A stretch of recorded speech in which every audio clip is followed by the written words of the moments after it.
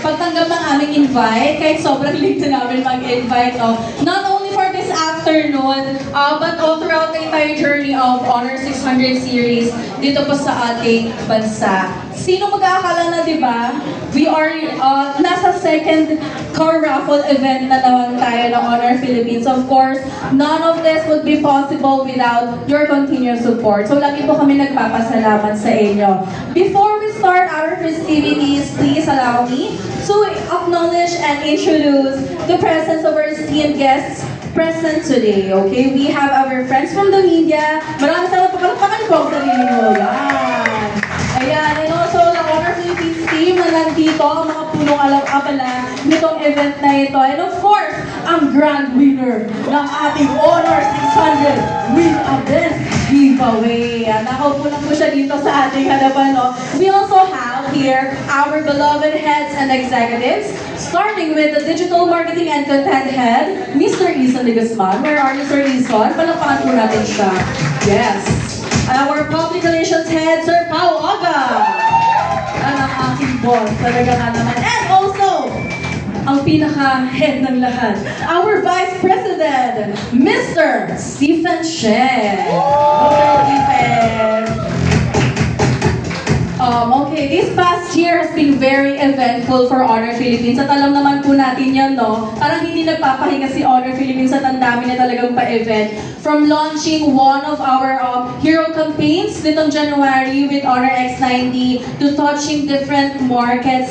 With our current lineup of smartphones and also smart devices, we've seen tremendous results in every aspect of our brand. And that is because of your unending support, no? So, we decided to bring another car raffle giveaway na naman. And this time, with our biggest campaign yet for Honor 600 series. Grabe, sobrang ang dami talaga nangyari. What a journey it is for Honor Philippines, for Honor 600 and 600 Pro, no? Ladies and gentlemen, mula sa pinakaunang announcement ng aming pre-orders, maraming nag-pre-order at sumuporta sa atin, hanggang sa nationwide launch, hanggang sa ma-announce yung price kung magkano nga ba yung Honor 600 series, we've received hundreds and thousands of raffle entries. So, ito talaga yung one of the most, or pinaka-inaabangan talagang raffle in the history of smartphone raffle campaigns. Do you agree with me, guys? Yes! Tama naman ako, di ba? Or tama naman ang aking claim, no? And also, aside from that, we also commemorated our first day sale and our fan fest na sobrang laki sa SM Mall of Asia, where we got to see and to witness the performances. Sobrang gagaling nila. Yung ating mga OPM trailblazers like Fina, Carmel Collado, Robin Angeles, Angela Muhi, and of course, ang ating main highlight doon na sina James Reid and Mayonnaise. Napanood niyo ba yun? Sinong nag-enjoy sa performance ni James Reid? Grabe yun. Si Michael, sobrang ano naman yan, no? Sa Mayonnaise, sino bang fan ng Mayonnaise dito?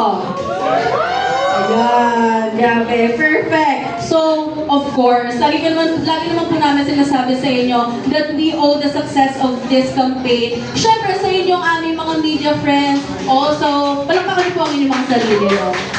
And also to our influencers na we've had for this campaign, sa ating mga business partners, and also sa ating Honor fam, no? Patuloy na tumatangkilik sa Honor Philippines, and those people who have helped us make this go viral and reach more Filipinos. Lalo na sa mga taong naghahanap ng mga reliable smartphone with industry-leading specs. And now, ang dami kong sinabi, pero nandito na tayo sa main highlight ng ating event. Ito na ang pinaka-favorite na part ng lahat.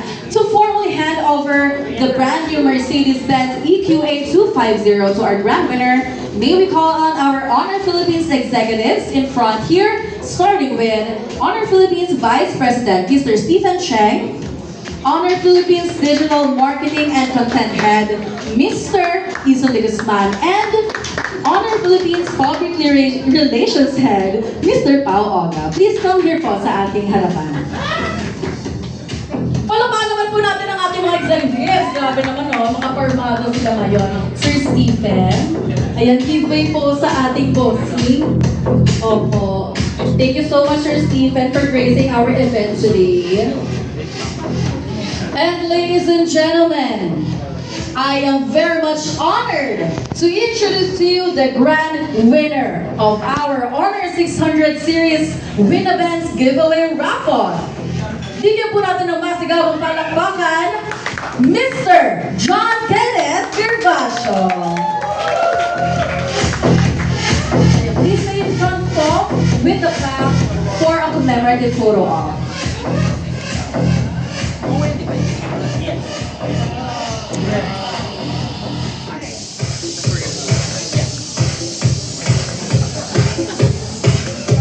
Please take your time po no, sa pagkuha ng photos. Okay, pakitaas po natin sa ating mga Honor execs ang smartphone, ang ating Honor 600. Ipakita po natin yan sa ating mga photo. 1, 2, 3.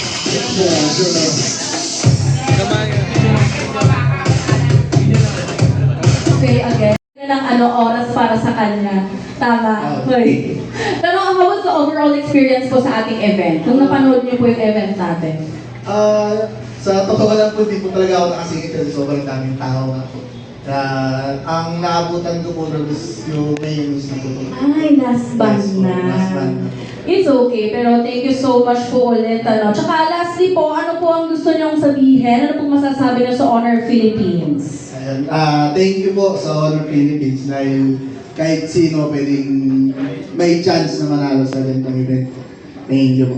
Ayun. Thank you so much. Another big round of applause po, everyone, para po kay Sir John Kenneth. Ayan. And also, hindi lang kami magpapasalamat sa iyo, sir. And also sa ating mga media friends na nakasama natin with this afternoon. Maraming salamat po for joining us. And feel free po to stay here sa ating venue and kumain pa po kung inyong gugustuhin. Ayun lang po. Thank you so much again, Sir Kenneth. Pwede na po ikaw umupo.